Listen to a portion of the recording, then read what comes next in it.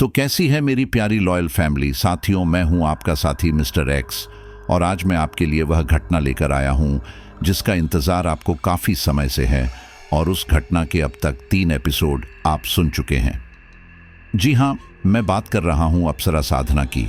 अब देखिए, इस अगले एपिसोड को सुनने से पहले ज़रूरी है कि आप उन पहले वाले 3 एपिसोड को सुन चुके हो, क्योंकि इससे आपको पूरी स्टोरी लाइन आसानी से समझ में आ जाएगी कि वह अप्सरा कहाँ से आई थी, किसने उसको सिद्ध किया था और कैसे वह अपने साधक की आज पूरी लाइफ बदलने में लगी हुई है। और जब उसके साधक पर बड़ी बड़ी मुसीबतें आती हैं तो वह हमेशा उसके और मुसीबत के बीच में खड़ी होकर अपने साधक की पूरी जान लगाकर रक्षा करती है। और उस साधक का नाम है कमलेश, जो कि आप अच्छी तरह से जानते हैं। तो पिछले एपिसोड में आपने देखा था कि कमलेश के कुछ साथी जो उसकी सक्सेस को देखकर उससे ईर्ष्या करने लगे थे और उस जलन की भावना से उन्होंने कमलेश के ऊपर काफ़ी सारा तंत्र मंत्र करवा दिया था।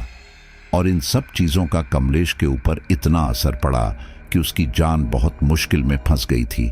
और ऐसे समय में उसका साथ दिया उस अप्सरा नयनी ने और कमलेश को कैसे भी करके वापस बचा करके ले आई। अच्छा, तो मेरे कहने का मतलब यही है कि कोशिश करें कि आपने उनके पहले के सभी पार्ट को सुन लो, वरना आगे की स्टोरी को समझने में थोड़ा मुश्किल हो सकती है।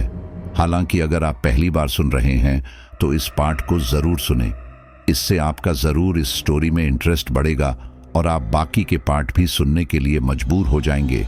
तो देखते हैं उस घटना के बाद कमलेश की लाइफ कैसे चेंज हुई और वह उस अप्सरा का हाल चल रहा है। चलिए शुरू करते हैं।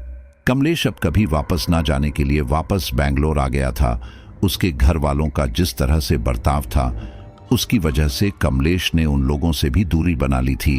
वो किसी भी तरह का कोई भी कॉन्फ्लिक्ट नहीं चाहता था, इसलिए सबसे जितना दूर रह सकता था रह रहा था। नयनी अब भी उसके साथ थी और अब वो अपनी मेहनत की वजह से अपनी कंपनी में काफ़ी अच्छी पोस्ट पर आ चुका था। लेकिन कहते हैं ना कि जो इंसान जितना ज़्यादा कामयाब होता है उससे जलने वाले भी उतने ही होते हैं, और यही कमलेश के साथ भी हो रहा था। कमलेश की कंपनी में शैलेंद्र नाम का एक आदमी काम करता था। वो और कमलेश ऑफिस में एक ही पोस्ट पर थे, लेकिन फिर कमलेश का प्रमोशन हो गया और वो उसका सीनियर बन गया। शैलेंद्र भी इस पोस्ट का उम्मीदवार था, लेकिन कमलेश की मेहनत और काम को देखते हुए ये पोस्ट कमलेश को मिली। कमलेश वैसे ही सब लोगों से काफ़ी हिसाब से बोलता था, क्योंकि वो किसी भी तरह की कोई मुसीबत मोल नहीं लेना चाहता था। लेकिन शैलेंद्र को उसका ये बर्ताव उसे काफ़ी गुस्सा दिलाता था। उसे लगता था कि कमलेश उसे खुद से नीचा दिखाना चाहता है, या उसे शैलेंद्र अपनी बराबर वाला नहीं लगता, शायद इसलिए वो ऐसा करता है। लेकिन उसे कौन समझाए कि कमलेश ऐसा ही है। वैसे भी वो कमलेश से जलता था और अपने आप को सही साबित करने के लोग कोई ना कोई बहाना तो देते ही हैं। वही शैलेंद्र कर रहा था।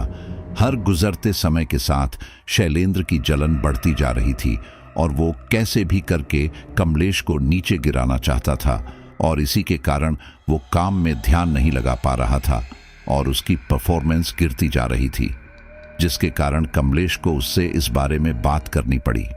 वैसे तो कमलेश ने उसे बहुत आराम से समझाया था कि काम में मन लगाए, लेकिन शैलेंद्र ने तो ये समझ लिया कि वो उसे नीचा दिखा रहा है। रही सही कसर उसके एक साथी शोभित ने उसके कान भरने में कर दी। उसने कहा, ये कमलेश जब से हमारा सीनियर बना है इसके तो बहुत ज़्यादा ही पर निकल आए हैं। जब देखो तब तेरे पीछे पड़ा रहता है। मुझे लगता है कि इसे तुझसे डर है कि तू आज नहीं तो कल इसकी पोस्ट पर आ जाएगा, और इसलिए वो तुझे ऐसे परेशान कर रहा है ताकि तू खुद ही यहाँ से रिज़ाइन कर दे। ये सब सुनकर तो उसका और खून जलने लगा और अब वो कमलेश को अपना दुश्मन समझने लगा। इन्हीं सबके दौरान ऑफिस में एक नई लड़की आई जिसका नाम तमन्ना था। मॉडर्न और गोरी चिट्टी तमन्ना यहाँ पर आकर सबसे दोस्ती करने लगी, या यूं कहें कि वो उन सब में से उस शख्स की तलाश में थी जिसके पास सबसे ज़्यादा पैसा है, और भले ही वो शख्स शादीशुदा हो उसे उससे कोई फर्क नहीं पड़ता। शैलेंद्र और तमन्ना की अच्छी दोस्ती हो गई थी और शाम के समय वो लोग साथ ही जाया करते थे। वैसे तो शैलेंद्र की सगाई हो चुकी थी, लेकिन फिर भी वो और तमन्ना रिश्ते में थे। यहाँ तमन्ना और शैलेंद्र का इरादा एक दूसरे से शादी करने का बिल्कुल भी नहीं था। वो तो बस एक दूसरे के साथ टाइम पास कर रहे थे और दोनों ही ये बात जानते थे। इसी दौरान एक दिन ऑफिस में लंच के टाइम तमन्ना शैलेंद्र से बोली, इस ऑफिस में काफी लोग हैं, लेकिन इनमें से ऐसा कौन है जिसके पास पैसा भी हो और उसके घर वाले भी ना हो। शैलेंद्र जानता था कि तमन्ना सही लड़की नहीं है और उसके साथ जिसकी भी शादी होगी वो तो बर्बाद हो जाएगा, और इसलिए उसके दिमाग में एक आइडिया आया और वो बोला, हमारा जो सीनियर है ना कमलेश, वो काफी अच्छा कमाता है और साथ ही उसके घर वाले भी उसके साथ नहीं रहते, बहुत महंगे फ्लैट में रहता है वो, गाड़ी भी 20-25 लाख से कम की तो नहीं है उसके पास। ये सब सुनकर तमन्ना की आंखों में चमक आ गई और उसने सोच लिया था कि अब वो कमलेश की जिंदगी में आएगी। उसी रोज शाम के समय काम के बाद जब कमलेश घर जाने लगा तो तमन्ना भी उसके साथ चलने लगी। कुछ देर बाद तमन्ना उससे बोली, गुड इवनिंग सर, मैं यहाँ नई आई हूँ लेकिन आपसे ज्यादा मिलना ना हुआ। ये सुनकर कमलेश बोला, तुम अच्छे से काम करोगी तो अपने आप ही मेरा ध्यान तुम पर जाता, लेकिन तुम बहुत बेकार काम कर रही हो और अगर यही चलता रहा तो मुझे तुम्हें वार्निंग देनी पड़ेगी। हमें काम करने वाले लोग चाहिए, गप्पे मारने वाले नहीं। जाओ एक्सक्यूज मी। बोलकर कमलेश चला गया। ये सुनकर तमन्ना को काफी ज्यादा गुस्सा आया क्योंकि कमलेश ने उसकी ओर बिल्कुल भी ध्यान नहीं दिया था और 4 बातें सुना दी वो अलग। शैलेंद्र ने ये सब देख लिया था और वो तमन्ना के पास आकर बोला, ये इतनी आसानी से तुम्हारे हाथ नहीं आएगा। मैंने आज तक इसे किसी लड़की की ओर देखते हुए तक नहीं देखा, फिर तुम्हारी ओर क्यों देखेगा। ये सुनकर तमन्ना गुस्से में उससे बोली, देखो मैंने आज तक जो चीज चाही है उसे पाया भी है और अब भी वैसा ही होगा। इस कमलेश को तो मैं पाकर ही रहूंगी, चाहे जो हो जाओ। अब तुम भी देखो कि मैं इसके साथ क्या करती हूं। इसे अगर मैंने अपने आगे पीछे नहीं घुमाया तो मेरा भी नाम तमन्ना नहीं। तमन्ना असम से बिलोंग करती थी और काला जादू, टोना टोटका करना सब उसे बहुत अच्छे से आता था और अब कमलेश न चाहते हुए भी दोबारा से एक बड़ी मुसीबत में फंस चुका था और इस बात से नयनी भी अनजान थी। इन सब के 2-3 दिन बाद तमन्ना मिठाई का डिब्बा लेकर ऑफिस पहुंची और सभी को मिठाई बांटने लगी। इस दौरान वह कमलेश को भी मिठाई देने के लिए गई। तब कमलेश ने वह मिठाई लेने से मना कर दिया। तब तमन्ना ने उससे कहा कि मेरी यहाँ जॉब लग गई है, इसी वजह से मैंने पूजा अर्चना करवाई है और यह उसी का प्रसाद है। कमलेश प्रसाद को लेने से मना ना कर सका और उसने वह प्रसाद ले लिया। दोस्तों, प्रसाद लेना गलत नहीं है, लेकिन सामने वाला किस इंटेंशन से, कौन से मकसद से वह प्रसाद दे रहा है वह हम कह नहीं सकते। कभी कभी ये प्रसाद आम प्रसाद न होकर और किसी के मन्नत का प्रसाद होता है या कोई उतारा होता है और वह खाने से हमारे जीवन में कभी कभी उथल पुथल भी हो सकती है। लेकिन यहाँ तमन्ना का इरादा बहुत बुरा था। अब क्योंकि वह काला जादू जानती थी, इसलिए यह प्रसाद ना होकर एक तरह से उसके टोटके का सामान था। कमलेश ने इस बारे में ज्यादा नहीं सोचा और वह प्रसाद लेकर खा लिया। यह देखकर तमन्ना के चेहरे पर मुस्कान आ गई क्योंकि शायद उसका मकसद पूरा हो चुका था। तमन्ना ने बाकी सारी मिठाई भी अपने सभी स्टाफ को बांट दी और फिर अपनी सीट पर आकर काम करने लगी। वह मन ही मन मुस्कुरा रही थी। यह देखकर शैलेंद्र ने उससे पूछा, क्या बात है, तुम बड़ी खुश लग रही हो, क्या तुम अपनी चाल में कामयाब हो गई। यह सुनकर तमन्ना बोली, ऐसा ही कुछ समझ लो, अब तो तुम बस इसका रिजल्ट देखना। उस समय तक तो सब कुछ सामान्य रहा, लेकिन थोड़ी ही देर में कमलेश का सिर भारी होने लगा था। कमलेश थोड़ी देर तो वहां काम करता रहा, लेकिन हर गुजरते समय के साथ कमलेश का वहां बैठना मुश्किल होने लगा था, जिसके कारण उसने वहां से निकलने में ही अपनी भलाई समझी। उसने अपने बॉस को इस बारे में बताया और छुट्टी लेकर घर जाने लगा। इस दौरान तमन्ना की नजर उस पर पड़ी और ये देखकर उसके चेहरे पर एक कुटिल मुस्कान आ गई। कमलेश अपने घर आकर आराम करने लगा और शाम के समय तमन्ना, शैलेंद्र और शोभित उसका हाल चाल लेने उसके घर आए और थोड़ी देर बाद वापस चले गए। रात के समय कमलेश की कुछ बनाने की हिम्मत नहीं हो रही थी, इसलिए नयनी ने बिना उससे कहे उसके खाने का इंतजाम कर दिया। नयनी को खाना बनाना नहीं आता था, इसलिए कैसे भी बना दिया, जितना कि उसने कमलेश से सीखा था। कमलेश ने वो खाना खाया और उससे कहा, तुम्हें तकलीफ लेने की जरूरत नहीं थी नयनी, मैं आज बाहर से कुछ मंगवा लेता। ये सुनकर नयनी बोली, मैं जब से तुम्हारे साथ हूं तुम्हारे लिए कभी कुछ कहां कर पाती हूं, तो ऐसे समय में तो मैं कर ही सकती हूं ना। जानती हूं कि ये इतना अच्छा नहीं बना होगा। ये सुनकर कमलेश बोला, हम लोग जब बड़े बड़े होटलों में भी खाना खाते हैं तो हमें उस खाने में वो बात नहीं लगती जो हमारे घर के खाने में हो, फिर भले ही वो साधारण दाल चावल हो। जानती हो ऐसा क्यों? क्योंकि जो भी तुम्हारे घर का सदस्य तुम्हारे लिए खाना बनाता है तो उसमें सिर्फ तेल मसाले ही नहीं डालता, बल्कि वो अपना प्यार, तुम्हारे लिए उसकी परवाह सब उस खाने में होती है। इसलिए घर का खाना सबसे अच्छा होता है और तुम्हारे बनाए खाने में भी वो प्यार और अपनापन है। इसलिए ये खाना दुनिया का सबसे स्वादिष्ट व्यंजन है। ये सुनकर नयनी बस हल्के से मुस्कुरा दी। कमलेश उस रात खाना खाकर सो गया, लेकिन सुबह जब वो उठा तो उसका पूरा शरीर दर्द से अकड़ रहा था। उसे समझ नहीं आ रहा था कि ये उसके साथ क्या हो रहा है। इसलिए उसने डॉक्टर से इस बारे में बात की, लेकिन सारे चेकअप के बाद डॉक्टर बोला कि सब ठीक है और अगर आपको शरीर में दर्द हो रहा है तो शायद आपको बुखार लगने वाला है। इसलिए मैं आपको दर्द और बुखार की दवा लिख देता हूं, आप उसे खा लेना। कमलेश इसके लिए मान गया और फिर वो दवाई लेकर ऑफिस आ गया। दोपहर के समय कमलेश ने बाहर से खाना मंगवाया, जो कि डिलीवरी बॉय ने बाहर खड़ी तमन्ना को पकड़ा दिया था। तमन्ना ने खाना लेकर शैलेंद्र को दिया और फिर शैलेंद्र ने वो खाना कमलेश को पकड़ा दिया। कमलेश ने खाना खाकर दवाई ली और फिर काम पर लग गया। दवाई की वजह से उसे काम करने में ज्यादा परेशानी नहीं हुई और फिर शाम के समय शैलेंद्र ने सबसे कहा कि आज उसकी तरफ से पार्टी है, इसलिए सब उसके साथ ही चले। कमलेश ने इसके लिए मना तो काफी किया, लेकिन शैलेंद्र ने उससे कहा कि अभी आपकी तबीयत सही नहीं है, तो अभी आप घर पर क्या खाना बनाएंगे, इसलिए आप मेरे साथ ही चलिए। वहीं पर खा पीकर दवाई लेकर घर जाकर आराम से सो जाना। कमलेश को भी यह बात ठीक लगी और वह भी उसके साथ चला गया। उन सब ने खाना खाया और कमलेश घर आ गया, लेकिन अगली सुबह जो होने वाला था उसकी कमलेश ने कल्पना भी नहीं की थी। अगली सुबह जब उसकी आंखें खुली तो उसने इधर उधर देखा, लेकिन उसे नयनी कहीं भी दिखाई नहीं दी। उसने उसे काफी आवाज दी, लेकिन वह उसे कहीं भी दिखाई नहीं दी। यह देखकर वह काफी ज्यादा घबरा गया। उसे लगने लगा कि कहीं नयनी उसे छोड़कर तो नहीं चली गई है, क्योंकि वह बिना बताए कहीं नहीं जाती थी। फिर अचानक से उसे क्या हुआ? कमलेश यही सब सोच सोच कर परेशान हो रहा था कि तभी अचानक उसका मोबाइल बज उठा। जब उसने अपने मोबाइल पर नजर डाली तो उसने पाया कि वह फोन तमन्ना का था। यह देखकर उसे हैरानी हुई कि यह लड़की आखिर सुबह सुबह उसे क्यों फोन कर रही है, और उसने उस फोन का नजरअंदाज कर दिया और नयनी को ढूंढने लगा। उसने घर के आसपास जितनी भी जगह थी सब जगह देखा, लेकिन उसे वह कहीं ना मिली।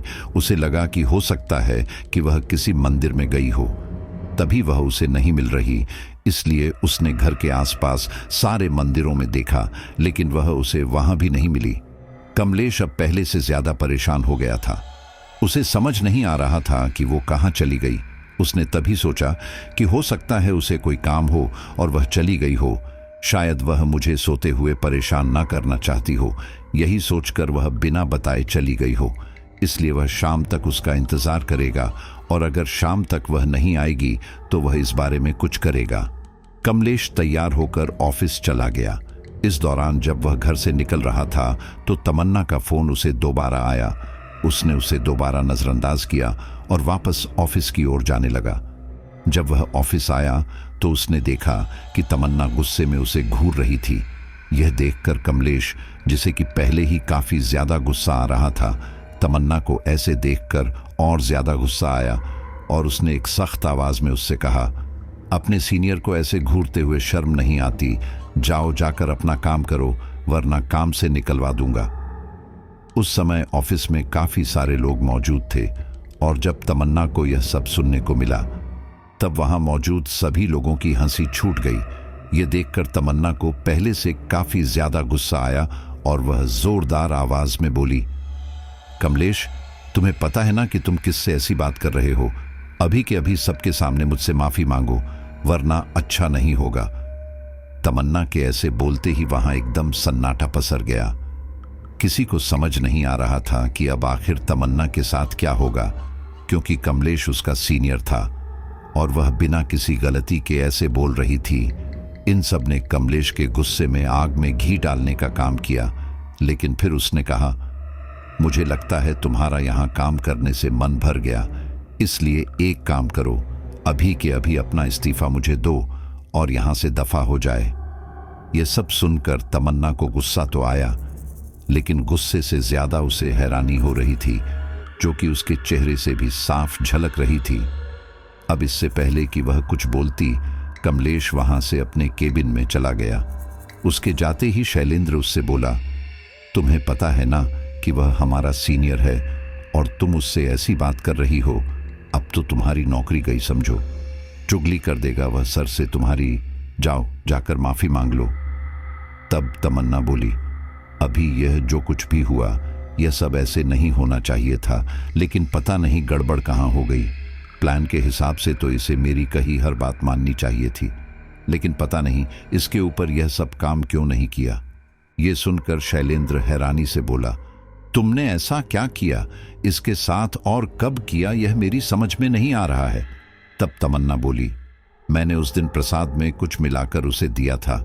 इसी के साथ ही जब मैं उसके घर गई थी, तब भी उसके घर में कुछ चीजों के अंदर तंत्र मंत्र की कुछ सामग्री डाल दी थी, और अगले दिन जब वह खाने का पार्सल आया था, तब भी मैंने उसमें कुछ मिलाकर ही तुम्हारे हाथ में पकड़ाया था, और उसके बाद कल खाने के समय भी यही किया था। सामान्य इंसानों के ऊपर सिर्फ 2 बार में ही इसका काफी तगड़ा असर हो जाता है, लेकिन इसके ऊपर 4 में भी नहीं हुआ। शायद कोई गड़बड़ हो गई है। यह सुनकर शैलेंद्र को काफी ज्यादा हैरानी हुई। उसे यकीन नहीं आ रहा था कि पतला दुबला सा कमलेश अंदर से इतना शक्तिशाली हो सकता है कि इस वशीकरण का भी तोड़ निकाल ले। लेकिन फिर अगले ही पल उसने इसे नकारते हुए कहा, ऐसा हो ही नहीं सकता, जरूर वशीकरण जैसी कोई चीज नहीं होती। तब तमन्ना बोली, अगर ऐसा है तो मैं यह सब तुम्हारे ऊपर करके दिखाती हूं, तब तो मानोगे, क्योंकि अगर मैंने किसी और पर किया तो तुम्हें तो यही लगेगा कि मैं और वह मिले हुए हैं। इसके लिए शैलेंद्र मान गया, और यहां मुझे इस बात की बिल्कुल हैरानी नहीं हुई कि आखिर इसको प्रमोशन क्यों नहीं मिला, क्योंकि जो इतना बेवकूफ हो सकता है कि सामने से इस बात के लिए मान जाए, वह कंपनी क्या खाक चलाएगा।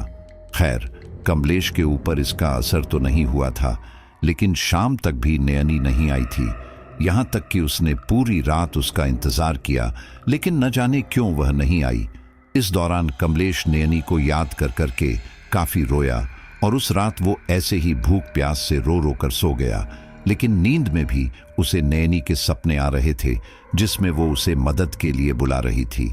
नयनी की चिंता के कारण कमलेश पूरी रात चैन से सो नहीं पाया। उसे रह रहकर नैनी की चिंता हो रही थी। उसे लगने लगा था कि कहीं नैनी किसी मुसीबत में तो नहीं। अगले दिन उसने ऑफिस से छुट्टी ली और पूरे शहर में नैनी को ढूंढने लगा। वहीं दूसरी तरफ तमन्ना ने अब शैलेंद्र के ऊपर भी वशीकरण करना शुरू कर दिया था।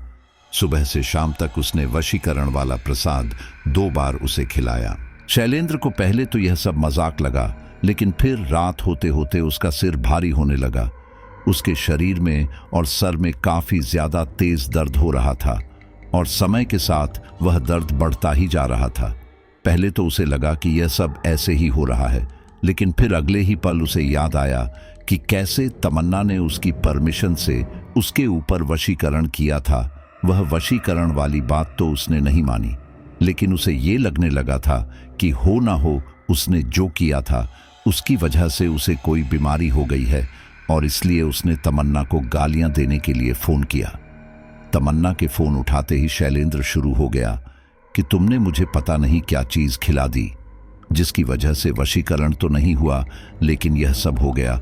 अभी के अभी सब ठीक करवाओ, वरना मैं तुम्हारे बारे में पुलिस कंप्लेंट कर दूंगा। तमन्ना, जो कि अब तक ये सब सुन रही थी, एकदम से बोली, अच्छा सुनो, पहले शांत हो जाओ, गुस्सा मत करो। तमन्ना ने यह कहा ही था कि पता नहीं कैसे शैलेंद्र का गुस्सा एकदम शांत हो गया और वह अब बिल्कुल सामान्य हो गया था। तभी तमन्ना बोली, क्या तुम्हारा गुस्सा शांत हुआ है? जवाब दो। शैलेंद्र ने कहा, हाँ, लेकिन अचानक से कैसे? अभी तक मैं बिल्कुल गुस्से में था। यह सुनकर तमन्ना बोली, शैलेंद्र, तुम्हें अभी भी मेरी बात पर यकीन नहीं हो रहा? अच्छा चलो, मैं तुम्हें यकीन दिलाती हूं। तुम अभी के अभी अपनी जगह से उठो और रसोई में जाकर एक गिलास पानी पियो।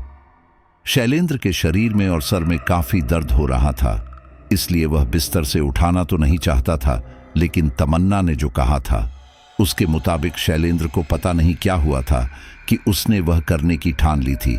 वह अपनी जगह से उठा और रसोई में जाकर एक गिलास पानी पी लिया। उसे अब भी तमन्ना की बात पर भरोसा नहीं हो रहा था। तभी तमन्ना ने कहा, तुम एक काम करो, चुपचाप सो जाओ। अब हम इस बारे में सुबह बात करेंगे, और हाँ, सुबह 6 बजे तक उठ जाना। तमन्ना के इतना कहते ही शैलेंद्र ने फोन रखा और सो गया, और तमन्ना के कहे मुताबिक वह सुबह 6 बजे उठकर बैठ गया था। 6:15 बजे के आसपास तमन्ना ने शैलेंद्र को फोन किया और कहा कि तैयार होकर ऑफिस आ जाए। शैलेंद्र तैयार होकर ऑफिस चला गया। आज उसने सारे काम जल्दी कर लिए थे और उसका ऑफिस 9 बजे खुलता था, लेकिन वह 7:30 बजे के आसपास ही ऑफिस में पहुंच गया था। धीरे धीरे करके सारे लोग वहां आए। सारे लोग शैलेंद्र से बात कर रहे थे, लेकिन शैलेंद्र ने किसी की बात का कोई जवाब नहीं दिया। वह उनसे बात करना चाहता था, गप्पे मारना चाहता था, लेकिन उसने किसी से कोई बात नहीं की। यहां तक कि उसने किसी के गुड मॉर्निंग का भी जवाब नहीं दिया। इन सब के कारण सब लोग उसे बोलने लगे कि शायद इसमें ईगो है, इसलिए वो उनसे बात नहीं करना चाहता। शैलेंद्र उन्हें बताना चाहता था कि ऐसा कुछ नहीं है, लेकिन वह चाहकर भी बात नहीं पा रहा था। अब उसे यकीन हो गया था कि उसने कितनी बड़ी मुसीबत मोल ले ली थी। 9 बजे के आसपास तमन्ना ऑफिस आई और उससे बोली, अब तो तुम्हें मेरी बात पर यकीन हो ही गया होगा, क्यों है ना? तब शैलेंद्र बोला, देखो, मुझे तुम्हारी बातों पर पूरी तरह से यकीन हो गया, प्लीज ये सब बंद कर दो। ये सुनकर तमन्ना बोली, देखो, बंद तो मैं कर देती, लेकिन तुम्हें तो पता ही है कि मैं किसी सफल बंदे को ढूंढ रही हूं, और तुम भी एक अच्छी पोस्ट पर हो। अब वह कमलेश तो मेरे हाथ आया नहीं, तो तुम ही सही। यह सुनकर शैलेंद्र काफी ज्यादा घबरा गया और वो बोला, देखो, मेरे पास ज्यादा पैसा नहीं है और मेरे 3 भाई भी हैं, तो मेरे माँ बाप का सब कुछ उनमें भी बंटेगा, इसलिए मुझसे शादी करके तुम्हें ज्यादा कुछ नहीं मिलने वाला सिवाय तकलीफ के। इसीलिए मैं कहता हूं कि तुम मेरा पीछा छोड़ दो। अगर तुम कहोगी तो कमलेश को फंसाने में मैं तुम्हारी मदद करूंगा। यह सब सुनकर तमन्ना सोच में पड़ गई, क्योंकि एक हिसाब से उसकी बात सच थी। वह किसी पैसे वाले इंसान से शादी करके अमीर बनना चाहती थी, लेकिन शैलेंद्र सच में इतना पैसे वाला नहीं था, और ना ही उसके घर वालों के पास ज्यादा पैसा था। अगर वह इस बात पर भरोसा भी करती कि भविष्य में यह अपने बल पर ज्यादा पैसा कमाने लगेगा, तब भी वह समय पता नहीं कब तक आएगा। इसलिए उसने उसकी बात मानने का फैसला किया, लेकिन वह इस मौके को ऐसे ही जाने भी नहीं देना चाहती थी। इसलिए उसने कहा कि वह उसे 20 लाख रुपए दे दे और फिर वह उसे आजाद कर देगी। शैलेंद्र के पास उसकी बात मानने का कोई और चारा नहीं था, इसलिए उसने उसकी बात मान ली और उसे अपने पास जमा पैसे दे दिए। कुछ पैसे जो कम पड़ रहे थे वह उसने अपनी एफडी वगैरह तोड़कर उसे दे दिए। इन सब के बाद तमन्ना ने अपना वशीकरण उसके ऊपर से हटा दिया और अब उसका शिकार कमलेश था, लेकिन न जाने क्यों उसके ऊपर वह कुछ भी कर नहीं पा रही थी। और सबसे बड़ी बात, इन सब के बाद आखिर नैनी कहाँ चली गई? कमलेश नैनी को ढूंढने के कारण काम पर भी नहीं जा पा रहा था। उसने पूरे शहर में नैनी को ढूंढा, लेकिन वह उसे नहीं मिली। थक हार कर एक शाम को जब कमलेश वापस घर आया, तब तमन्ना और शैलेंद्र भी उसके घर के पास ही बैठे थे। कमलेश को देखते ही शैलेंद्र ने उससे पूछा कि आखिर आप कहाँ थे? सर कब से आपके बारे में पूछ रहे हैं और आप ना ही फोन उठा रहे हैं और ना ही काम पर आ रहे हैं। लग तो आप ठीक ही रहे हैं। नैनी के न होने के कारण कमलेश बुरी तरह से टूट चुका था। उसका किसी भी काम में मन नहीं लग रहा था, इसलिए उसने कहा, मैं रिजाइन कर रहा हूं क्योंकि मुझे एक काम है और मुझे नहीं पता कि उसमें मुझे कितना समय लगे, इसलिए अच्छा यही होगा कि मैं रिजाइन कर दूं। यह सुनकर शैलेंद्र को मन ही मन काफी ज्यादा खुशी हुई, क्योंकि अगर कमलेश रिजाइन कर देगा तो फिर उसकी पोस्ट उसे मिल जाएगी। इसलिए उसने ज्यादा कुछ नहीं कहा और वहां से जाने लगा। लेकिन तभी तमन्ना बोली, आप अगर किसी बात को लेकर परेशान है तो आप मुझे बताइए, मैं आपकी परेशानी हल कर सकती हूं, लेकिन आप ऑफिस छोड़कर मत जाइए। तब कमलेश ने उसे बताया कि उसकी परेशानी काफी ज्यादा बड़ी है और वह उसे सोल्व नहीं कर पाएगी, उसे खुद ही कुछ देखना पड़ेगा। तब तमन्ना ने उससे कहा कि वह उसे काफी काम आंक रहा है, उसका बैकग्राउंड क्या है वह उसे नहीं पता और उसके लिए दुनिया का कोई भी काम नामुमकिन नहीं है। उसने कमलेश को यह भी बताया कि वह काले जादू करने वाली जगह पर पली बड़ी हुई है, इसी वजह से उसे इन सब का काफी ज्यादा ज्ञान है, जिसके कारण वह कुछ भी कर सकती है। यहां तक कि उसे यह नौकरी थी इन्हीं सब की वजह से ही मिली है। यह सब सुनकर कमलेश को उसके ऊपर यकीन होने लगा था, क्योंकि वह जिस शक्ति से जुड़ा हुआ था उसके ऊपर अच्छों को यकीन ना हो, लेकिन उसके ऊपर ऐसा इंसान यकीन कर सकता है जो इस तरह की चीजों से परिचित हो। इसलिए उसने तमन्ना पर विश्वास करने का सोचा। तब तमन्ना ने अपनी चाल चली और कहा, आपको जो चाहिए वह आपको मिल जाएगा, इसी के साथ ही आपकी जॉब भी बच जाएगी, लेकिन इसके बदले में मुझे क्या मिलेगा? तब कमलेश ने उसे कहा कि वह जो वो चाहे वह उसे दे देगा। तब तमन्ना बोली, मुझे एक अच्छे जीवन साथी की तलाश है और मैं आपकी बात तभी मानूंगी जब आप मुझसे शादी करोगी। तब कमलेश उससे बोला, यह पॉसिबल नहीं है, इसके अलावा तुम्हें जो भी चाहिए वह तुम बोल सकती हो। तब तमन्ना बोली कि उसे सिर्फ यही चाहिए। यह सुनकर कमलेश बोला, बात को समझो, यह पॉसिबल नहीं है, क्योंकि मैं कड़ी साधना करके एक शक्ति को साध चुका हूं और अब अगर मैंने शादी की तो वह शक्ति न सिर्फ यहां से चली जाएगी बल्कि मेरी लाइफ भी झंड करके जाएगी, और इतना ही नहीं, मेरे साथ साथ मेरे पूरे परिवार को भी यह सब झेलना पड़ेगा। इसी वजह से मैं अपने परिवार से अलग हो गया। तुम अगर मुझसे शादी कर भी लोगी तो तुम्हें घंटा कुछ नहीं मिलने वाला। अभी जो तुम इतने मजे में रह रही हो ना, वह सब चला जाएगा। कमलेश ने यहां पर तमन्ना से झूठ बोल दिया था ताकि वह उसका ख्याल अपने मन से निकाल दे।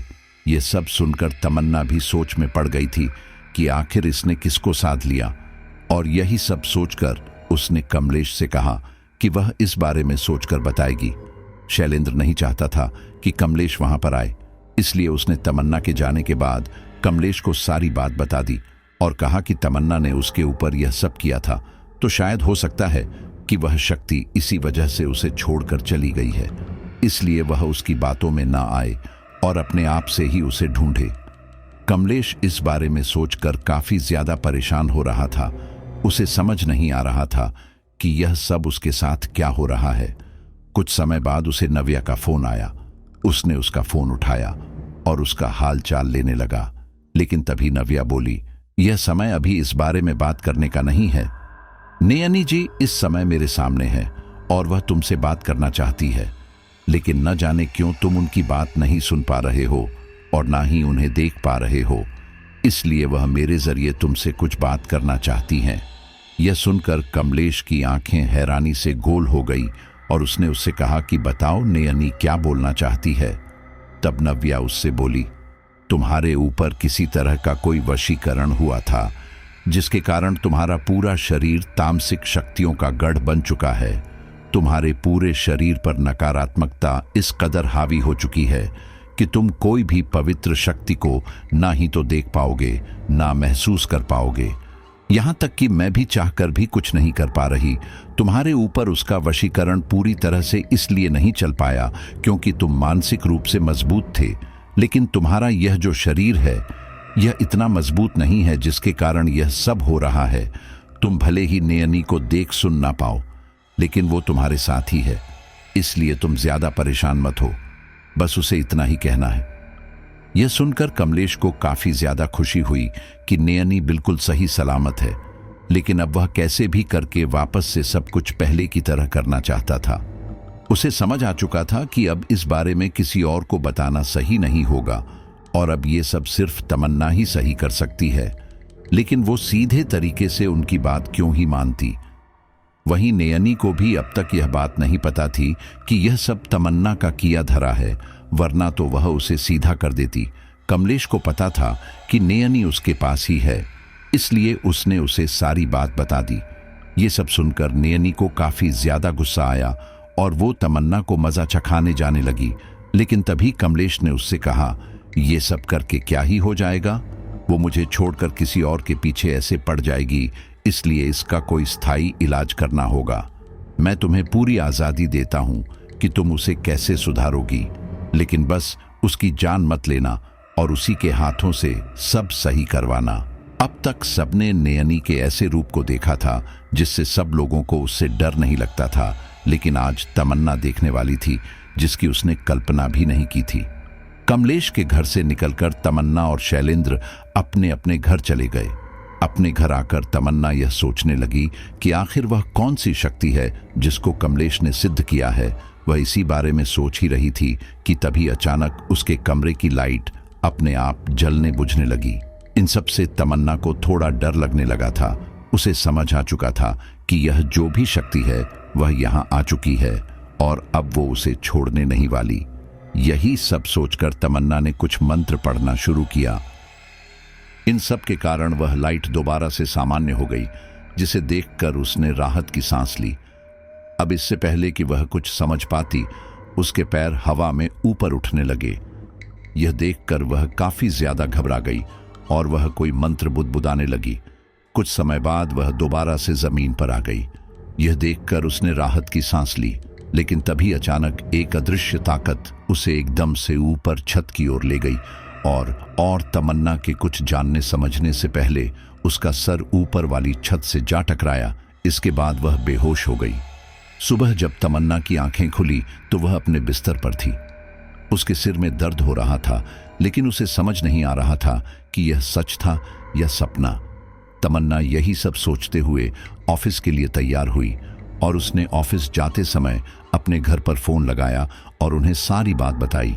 इन सब से तमन्ना की मां काफी ज्यादा घबरा गई और उन्होंने उसे सलाह दी कि वह उस लड़के कमलेश के ऊपर किया हुआ टोटका हटा दे, वरना पता नहीं वह शक्ति उसका क्या करेगी।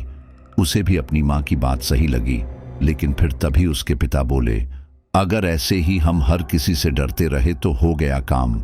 हमें हमारी बेटी के लिए ऐसा ही लड़का चाहिए जैसा कि वो है, तो उसके लिए थोड़ा रिस्क तो लेना ही पड़ेगा ना।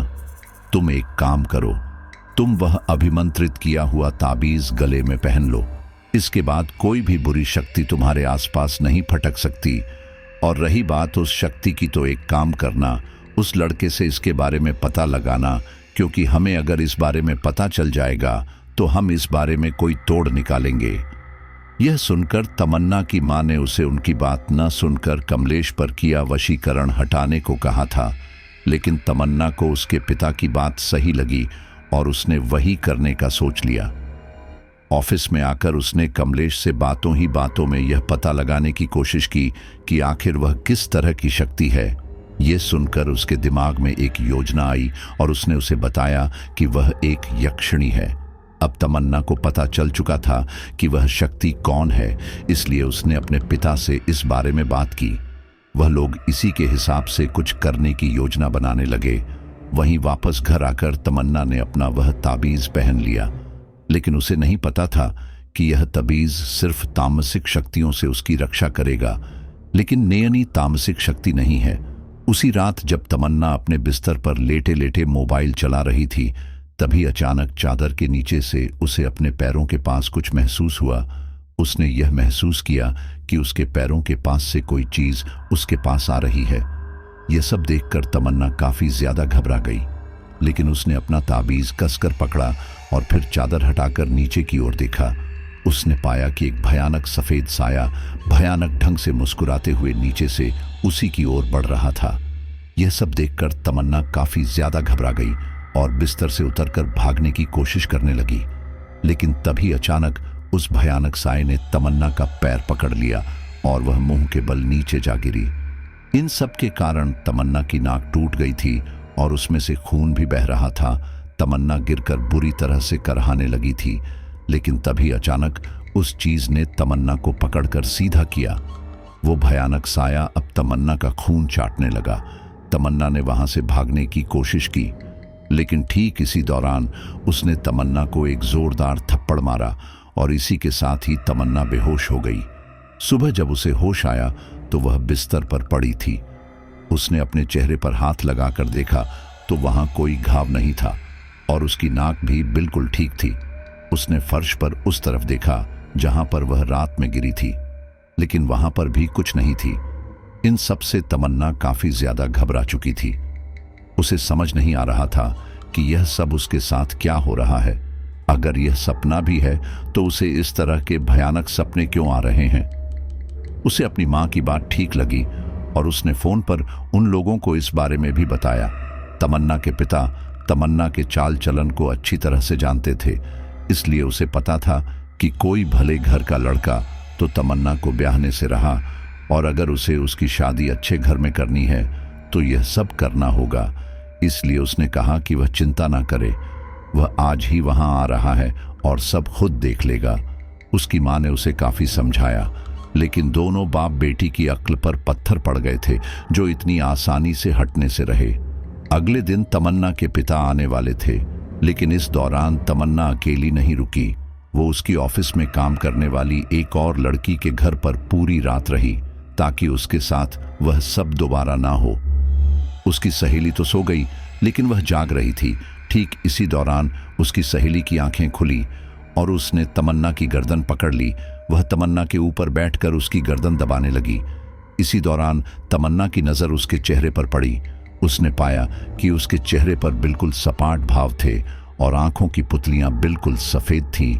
उसे समझ आ चुका था कि यह उस शक्ति के बस में है, इसलिए उसने कुछ मंत्र बोलकर उसे ठीक करने की कोशिश की, लेकिन उसके मंत्रों का कोई असर नहीं हुआ। लेकिन इतना जरूर हुआ कि उसकी सहेली ने उसका गला दबाना छोड़कर उसके चेहरे पर मुक्के बरसाने शुरू कर दिए। तमन्ना चीखती रही और उसे छोड़ने के लिए बोलती रही, लेकिन वह नहीं रुकी और इसी के साथ ही तमन्ना बेहोश हो गई। सुबह जब उसकी आंख खुली तो वह पूरी तरह से ठीक थी। रोज रोज उसके साथ यह जो सब हो रहा था, यह मरने जैसा था।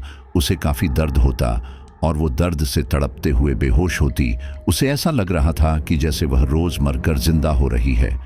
वह इन सब से ऊब चुकी थी और इसलिए उसने सोचा कि वह कमलेश को इन सब से आजाद कर देगी, लेकिन इसी दौरान उसके पिता आ गए और उन्होंने उसे ऐसा करने से रोक दिया। उन्होंने उससे कहा कि अब वह सब कुछ उन पर छोड़ दे। तब तमन्ना बोली, वह कोई आम शक्ति नहीं लग रही, वह कोई खतरनाक ही चीज है और मुझे नहीं लगता कि उससे भिड़ना सही रहेगा। इसलिए मुझे लगता है कि हमें उसे आजाद कर देना चाहिए। मैं किसी और को ढूंढ लूंगी। वैसे भी मैं इतनी बड़ी बड़ी जगह पर काम ही इसलिए करती हूं ताकि अपने लिए कोई अच्छा इंसान देख पाऊं। तब उसके पिता बोले, और अगर वहां पर भी ऐसा ही हुआ तब तुम क्या करोगी? जिंदगी इतनी आसान नहीं है, ये तुम समझ लो। चुनौतियां हर मोड़ पर आएंगी, लेकिन तुम्हें यह याद रखना है कि अपना इरादा मजबूत रखना है। वह लड़का तुम्हारे लिए सही है, इसलिए मैं चाहूंगा कि तुम्हारी शादी उसी से हो। इसके आगे तमन्ना भी कुछ ना कर सकी। उसने सोचा कि एक बार पिताजी को भी ट्राई करने देते हैं। अब चूंकि कमलेश ने उन्हें बता दिया था कि उसने यक्षिणी को साध रखा है और वही यह सब कर रही है, तो वो उस यक्षिणी को वापस भेजने की साधना करने लगे। लेकिन जो चीज वहां है ही नहीं, तो वह जाती कैसे? इसी के कारण वहां के वातावरण का संतुलन बिगड़ने लगा। उस साधना के कारण प्रेतों की दुनिया से बहुत सी तामसिक शक्ति उनसे आकर्षित हो गई और अब वे सारी तामसिक शक्तियां तमन्ना के घर में प्रवेश कर चुकी थीं। तमन्ना का वह ताबीज भले ही शक्तिशाली था, लेकिन इतनी सारी तामसिक ऊर्जा को वह भी नहीं रोक सकता था। और अब इससे पहले कि वह दोनों कुछ समझ पाते, तमन्ना का वह ताबीज टूटकर वहीं गिर गया और अब शुरू हुआ एक भयानक खेल। वह सारी की सारी शक्तियां तमन्ना के शरीर में बढ़ती चली गई और इस तरह से तमन्ना के शरीर में एक दो नहीं बल्कि 20-22 तामसिक शक्तियां घुस गई। ये सब देखकर उसके पिता काफी ज्यादा घबरा गए और अजीब से मंत्र पढ़कर सब ठीक करने की कोशिश करने लगे, लेकिन कुछ भी ठीक नहीं हुआ। फिर अगले ही पल तमन्ना का शरीर अपने आप ही हवा में उठने लगा और फिर वह हवा में ही गोल गोल घूमने लगा। अब बात उसके पिता के पास से भी बाहर निकल चुकी थी। उसने तमन्ना को पकड़कर शांत करने की भी कोशिश की, लेकिन ऐसा कुछ भी नहीं हुआ, बल्कि उन तामसिक शक्तियों के बस में आकर तमन्ना ने अपने पिता को जोरदार धक्का दे दिया, जिससे उनका सर दीवार से जा टकराया और वह वहीं बेहोश हो गए। कुछ देर बाद किसी लड़की की गाने की आवाज सुनकर उनकी आंखें खुली। आंखें खोलते ही उन्होंने देखा कि तमन्ना हवा में तैरते हुए गाना गा रही थी। वह दृश्य इतना ज्यादा भयानक था कि किसी की भी रीढ़ की हड्डी में सिहरन दौंक जाए। वह फटी फटी आंखों से यह सब देख ही रह गए थे कि तभी अचानक तमन्ना रुकी और अपने पिता को घूरते हुए बोली, इतने सालों से हम ऐसे ही भटक रहे हैं, लेकिन आज तुम्हारा बहुत बहुत शुक्रिया कि तुमने एक ही झटके में हम सभी को न सिर्फ एक शरीर दे दिया, बल्कि हमारी खुराक भी दे दी। इस लड़की की सारी जैविक ऊर्जा खींचकर हम इसे अपने साथ ले जाएंगे अपनी दुनिया में। यह सब सुनकर उसके पिता काफी ज्यादा घबरा गए। अब उन्हें अपनी गलती पर पछतावा हो रहा था, लेकिन अब इन सब के लिए काफी देर हो चुकी थी। उसने दोबारा से अपनी तरफ से कोशिश की, लेकिन तमन्ना उसके काबू ना आई। तमन्ना के पिता को पता चल चुका था कि अब ये बात उनके हाथों से निकल चुकी है और अगर उन्होंने जल्दी ही कुछ नहीं किया तो तमन्ना की मौत पक्की है। यही सब सोचकर उन्होंने अपने गांव में फोन करके कुछ अनुभवी लोगों को इकट्ठा किया जो कि काले जादू में अच्छा ज्ञान रखते थे। वो लोग उनकी मदद करने को मान तो गए थे, लेकिन उन्होंने साफ साफ बोल दिया था कि उनके आने जाने रहने खाने का इंतजाम उन्हें ही करना होगा। अपनी बेटी को बचाने के लिए वो इसके लिए मान गए और अगले ही दिन वो लोग फ्लाइट से बेंगलोर आने के लिए निकल पड़े। अब इतने सारे लोगों का आने जाने का खर्चा ही लाखों हो गया था। वहां आकर वो सारे लोग तमन्ना को घेर कर खड़े हो गए और फिर वो सारे लोग मिलकर मंत्र उच्चारण करते हुए सफेद सा पाउडर उसके ऊपर फेंकने लगे। इस दौरान तमन्ना अपनी जगह से तस से मस ना हुई। लगभग 15-20 मिनट बाद तमन्ना एकदम से आगे बढ़ी और अपने सामने मौजूद एक बूढ़े बाबा को गर्दन से पकड़कर हवा में ऊपर उठा लिया और गुस्से में बोली, तुम लोग ये शरीर हमसे लेना चाहते हो ना, लेकिन तुम लोग ऐसा नहीं कर पाओगे। अब जिस लड़की के ऊपर तंत्र मंत्र का असर ही नहीं हो रहा था, तो उसके पास खड़े रहना सिर्फ मूर्खता होगी। यही सोचकर वो सारे लोग वहां से भागने लगे, लेकिन तमन्ना ने उस बूढ़े आदमी को नहीं छोड़ा और फिर अगले ही पल उस बूढ़े आदमी और तमन्ना के चारों ओर धुएं का घेरा बनने लगा। तमन्ना का पिता, जो सब कुछ बड़ी हैरानी से देख रहा था, उस बूढ़े आदमी को बचाने आगे बढ़ा, लेकिन तमन्ना ने उसे धक्का दे दिया। जब तक वो संभलकर उठ खड़ा होता, उस बूढ़े आदमी के आसपास से धुआं छट चुका था और अब उसका मृत शरीर जमीन पर पड़ा था। उस बूढ़े आदमी की आंखें डर के मारे फटी हुई थी। तमन्ना का पिता घबराए हुए उस बूढ़े आदमी के शव को देख ही रहा था कि तभी तमन्ना की आवाज उसके कानों में गूंजी, मुझे और शक्ति चाहिए और अब मैं तुम्हें खत्म कर दूंगी। ये आवाज जैसे ही उनके कानों में पड़ी तो उन्हें पता चल गया था कि अब यहाँ पर रहना मौत को दावत देने जैसा है, इसलिए यहाँ से निकलने में ही भलाई है। ये सोचकर वो वहां से भागने के लिए दरवाजे की ओर बढ़े ही थे कि तभी अचानक तमन्ना हवा में उड़ते हुए दरवाजे के सामने आ खड़ी हुई और अब इससे पहले कि वो कुछ समझ पाते, तमन्ना ने उनका गला दबाना शुरू कर दिया। वो उसके शिकंजे में आकर बुरी तरह से छटपटा रहे थे, लेकिन तमन्ना की मजबूत पकड़ से वो आजाद नहीं हो पा रहे थे। तभी अगले ही पल तमन्ना के मुंह में से धुआं निकलकर उसके पिता के नाक और मुंह से उनके अंदर चला गया और इसी के साथ ही वो कुछ सेकंड तक तड़प कर शांत पड़ गए। तमन्ना के गांव के सारे लोग वहां से डर के मारे भाग खड़े हुए थे। इसी दौरान शैलेंद्र तमन्ना के घर की ओर बढ़ रहा था, क्योंकि ना ही तमन्ना फोन उठा रही थी और ना ही ऑफिस आ रही थी। आते समय वे सारे लोग शैलेंद्र से टकरा गए। तब तमन्ना के घर से इतनी भजन मंडली को भागकर आता देखकर शैलेंद्र ने उन्हें रोका और पूछा कि तुम लोग कौन हो और ऐसे कहां भाग रहे हो। तब उन लोगों ने उन्हें सारी बात बताई और फिर डर के मारे शैलेंद्र भी तमन्ना के घर नहीं गया। अब शैलेंद्र को समझ नहीं आ रहा था कि आखिर वह क्या करे। ठीक इसी दौरान उसे याद आया कि कमलेश के पास कोई ऊपरी शक्ति है और उसे लगा कि हो सकता है कि वह इस मामले में उसकी मदद कर दे, क्योंकि तमन्ना जैसी भी थी उसकी दोस्त थी। इसलिए उसने उसे फोन किया और फौरन यहां बुला लिया। कमलेश उसके पास आया और शैलेंद्र ने उसे सारी बात बताई। तब कमलेश ने नयनी से कहा, तुम जरा जाकर देखो कि उसके पिता सही सलामत है या नहीं है। अगर है तो उन्हें यहीं ले आओ। तमन्ना के पिता सिर्फ बेहोश हुए थे, इसी वजह से नयनी उन्हें बाहर ले आई। वे सारे उन्हें डॉक्टर के पास ले गए। तमन्ना ने अपने पिता की काफी ऊर्जा सोख ली थी, जिसके कारण अब उनमें ज्यादा ताकत नहीं लग रही थी और अपने सामने कमलेश को देखकर उन्होंने उसे सारी बात बताई और कहा कि वो कैसे भी करके उसकी बेटी को बचा ले तो वो जो चाहे वो उसे देगा। तब कमलेश बोला, ठीक है, लेकिन फिर उसके लिए आपको मेरे ऊपर जो भी आपकी बेटी ने किया है उसे हटाना पड़ेगा। तब उसके पिता बोले, तमन्ना ने तुम्हारे ऊपर एक खास तरह का वशीकरण किया है, जिसका नियम यह है कि जो भी ये करता है वही उसे तोड़ भी सकता है।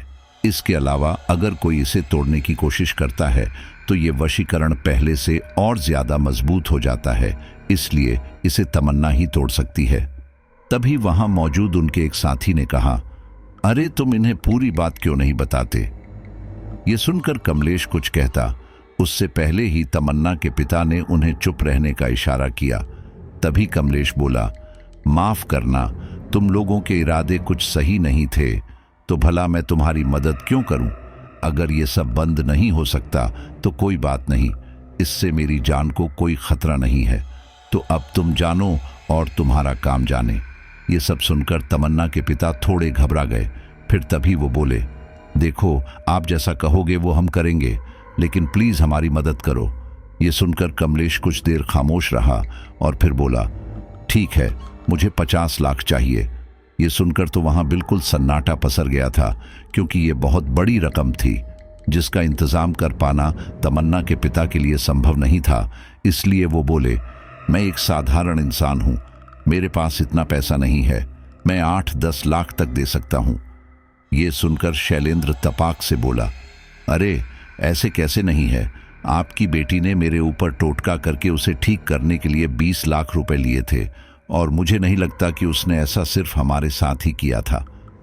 तब तमन्ना के पिता का एक साथी बोला, अरे दे दो ना भाई, क्योंकि इन सब से इस लड़के का तो कुछ नहीं जाएगा, क्योंकि तमन्ना के मरते ही इसके ऊपर का वो वशीकरण हट जाएगा, लेकिन इससे आपकी बेटी तो मारी जाएगी। ये सुनकर कमलेश बोला, फिर तो मैं आपकी मदद ना भी करूं तो भी मेरा कुछ नहीं जाने वाला, बल्कि सब कुछ सही हो जाएगा। यह सुनकर तमन्ना के पिता बोले, नहीं नहीं, ऐसा मत बोलो, मैं आपको पैसे दे दूंगा, लेकिन यकीन मानिए मेरे पास इतना पैसा नहीं है। तमन्ना के 20 लाख और मैं अपनी तरफ से 10 लाख और दे सकता हूं। तब यह सब सुनकर शैलेंद्र की आंखों में चमक आ गई। उसने सोचा कि वह कमलेश से वह पैसे ले लेगा जो उसने तमन्ना को दिए थे, इसलिए वो बोला, प्लीज सर, आप इनसे मेरे पैसे भी दिलवा दीजिए।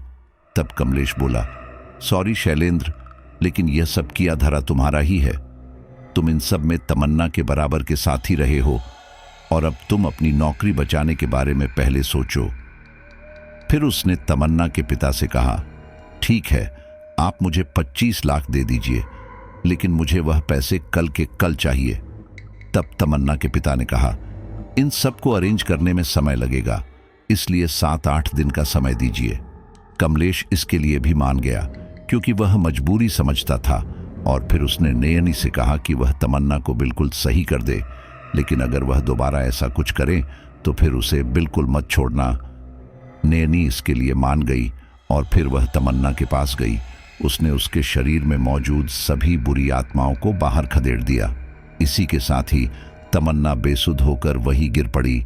सब लोग उसे डॉक्टर के पास लेकर गए। अब चूंकि इतनी सारी बुरी आत्माएं तमन्ना के शरीर में थीं, इसकी वजह से तमन्ना के शरीर में बिल्कुल भी जान नहीं बची थी, लेकिन तमन्ना को अभी कमलेश के ऊपर किया हुआ वह टोटका उतारना था। इसलिए नयनी ने उसे कुछ समय के लिए अपनी शक्ति का थोड़ा सा अंश दिया था, जिसके कारण तमन्ना ऊर्जावान महसूस कर रही थी। अब चूंकि सब कुछ सही हो चुका था, इसलिए तमन्ना यह सब कुछ सही नहीं करना चाहती थी, इसलिए उसने यह करने से मना कर दिया। तब उसके पिता ने उसे सारी बात बताई और कहा कि अगर उसने सब सही नहीं किया तो न जाने आगे क्या होगा। तमन्ना के साथ जो हुआ था उसकी वजह से तमन्ना ने सब कुछ सामान्य कर दिया, जिसकी वजह से कमलेश अब दोबारा से नयनी को देख सुन पा रहा था। इन सब से उन दोनों को काफी ज्यादा खुशी हुई। वहीं काम होने के बाद नयनी ने अपनी शक्ति का अंश तमन्ना के पास से वापस ले लिया। इतने सारे प्रेतों के शरीर में कब्जा करने के कारण वह काफी ज्यादा कमजोर हो गई थी, जिसके कारण उसका लंबा इलाज चला और डॉक्टर ने उसे ज्यादातर आराम करने की सलाह दी, जिसकी वजह से उसने काम छोड़ दिया। इन सब के कुछ समय बाद कमलेश ने भी वहां से काम छोड़ दिया, क्योंकि उसे लंदन की एक कंपनी में इससे अच्छे पैकेज पर नौकरी मिल गई और वहां सेटल होने के लिए ही कमलेश ने तमन्ना के पिता से पैसे लिए थे। वैसे तो वो अपना फ्लैट और गाड़ी बेचकर पैसे अरेंज करने की सोच रहा था, लेकिन इन लोगों की इस हरकत के कारण उसने उन्हीं से ले लिए। शैलेंद्र को लगता था कि कमलेश की वजह से उसकी परफॉर्मेंस खराब होती है, जबकि इसका असली कारण वह खुद था। कमलेश के जाने के बाद एक दूसरा इंसान वहां काम करने आया, जिसने कमलेश की जगह ली और अब शैलेंद्र उससे जलता है।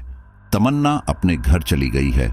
उसे खुद पर काफी ज्यादा घमंड था, लेकिन आज उसके पास घमंड करने के लिए कुछ भी नहीं है। उन प्रेतों ने भले ही उसका शरीर छोड़ दिया हो, लेकिन उसका शरीर अब इतना ज्यादा कमजोर हो गया था कि अब कोई भी नकारात्मक शक्ति उसके ऊपर बड़ी आसानी से हावी हो जाती है, जिसके कारण उसकी हालात कभी कभी काफी बिगड़ जाती है। कमलेश लंदन तो चला गया, लेकिन इस दौरान उसे पता चला कि उसके बड़े भाई की शादी है, लेकिन वह शादी में नहीं गया। उन लोगों ने उसे शादी में बुलाया भी था और साथ ही कुछ पैसे भी मांगे थे, लेकिन ना ही वो शादी में गया और ना ही पैसे दिए। यहाँ आकर कमलेश काफी खुश है, क्योंकि अब यहाँ पर उससे कोई ज्यादा बात करने की कोशिश नहीं करता, क्योंकि अंग्रेजों को तो किसी से बात करना पसंद ही नहीं होता। कमलेश अभी नयनी के साथ खुशी से रह रहा है, लेकिन उस समय नयनी को अपने पास ना पाकर उसे मानसिक रूप से जो तकलीफ हुई, उसे सोचकर कमलेश आज भी घबरा जाता है। तो साथियों, आज एक बार फिर से उसे अप्सरा ने यह सिद्ध कर दिया कि वह अपने साधक के लिए किसी भी हद तक जा सकती है, और उस साधक की दिनों दिन बढ़ती सफलता से आसपास उससे जलने वाले बहुत सारे लोग पैदा हो जाते हैं। और अक्सर ऐसा हमारे साथ हर सोसाइटी में होता है। जब कोई इंसान एकदम गरीबी में पड़े रहता है तो सब उसका मजाक उड़ाते हैं, कोई उसको भाव नहीं देता है, कोई उसकी खैरियत नहीं पूछता है। लेकिन जैसे ही वह इंसान सफलता की बुलंदियों पर चढ़ने लगता है, तो वही लोग जो उसका मजाक उड़ाते थे, अब वह उससे जलने लग जाते हैं। अब मुझे लोगों की यह मानसिकता समझ में नहीं आती। भाई, अगर वह गरीब था तो जब उसको आपकी जरूरत थी तब तो आपने सपोर्ट किया नहीं, और जब वो अपने खुद के दम पर वह आगे बढ़ रहा है तो उसकी थोड़ी सी हौसला अफजाई करने की जगह उससे थोड़े से प्रेम से दो शब्द बोलने के बजाय आप उससे ईर्ष्या करने लगे हैं। हर इंसान के अंदर यही तो एक मानसिकता छुपी हुई है कि वह खुद आगे नहीं बढ़ सकता तो दूसरों को आगे बढ़ने से रोकना चाहता है और दूसरों की टांगों को पीछे खींचता है ताकि वह उससे आगे ना निकल जाए। और ऐसा आपके साथ तकरीबन हर रोज होता होगा, या अपने आसपास आप घूम कर देखेंगे तो हर प्रकार के लोग आपको मिल जाएंगे जो आपको हमेशा आगे बढ़ने से रोकेंगे। उम्मीद है आप मेरी बातों को अच्छे से समझ चुके हैं। बाकी आप हमेशा अपनी लाइफ में मेहनत करते रहिए। अगर आप सच्ची मेहनत कर रहे हैं तो दुनिया की कोई ताकत आपको आगे बढ़ने से नहीं रोक सकती। चलिए, आप सभी का बहुत बहुत धन्यवाद। अब अपने कुछ साथियों का नाम लेते हैं। वनिता रोकड़े महाराष्ट्र, श्यामजी यूपी, अंकुश दिल्ली, आज़ाद सिंह दिल्ली, बबलू कुमार, अवनीत जानवी पंजाब, कैफ मलिक जयपुर, अनीता अमृतसर, अनस खान यूपी, सुमन रायपुर। और साथियों, इस स्टोरी को तैयार करने में हमारी सहायता की है ममता सहाय ने। चलिए मिलते हैं आपसे अगली स्टोरी पर।